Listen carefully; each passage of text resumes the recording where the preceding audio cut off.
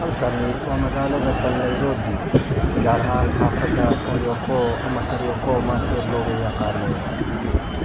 Balse maanta magaalada Kariokoo buuqa ka yeeray iyo dibadbaxyaal careysan ayaa dalka qasaya. Halkaas ayagoo ka doodaya guddoomiyahooda iyo maandamaanooda. Halkan waa xaafadda Boomayangu loo yaqaan, ayadana sideeda u dhow tahay xaafadda Kariokoo. Halkaas ayadana way degan tahay jawigeeda sidaad u jeediin bulshada. Ha moogaanin Mixon TV, Boomayangu ninka yaqaano wuu garanayaa, balse halkan aad qaylida uga jirto dhibaatadii dibadbaxayaashii oo dib ku soo laabanayo. Xaafadihii ayay ku soo laabanayaan. Qiiq iyo haraad iyo rafaadna uma yaal.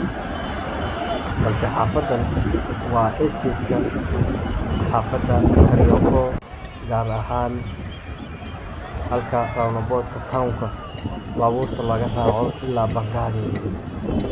Balse ha moogaanin Mixon TV jawigeeda macaan iyo views-ka mar walba oo quruxda badan. Qiiqa aad u jeediinna waa qiiqa waxaa lagu leeyahay area Westlands ilaa meesha madaxtooyada, aqalka madaxtooyada ayaa sidaas qiiqa uga qiiqaya dibadbaxayaashii oo ku sugan halkaasi.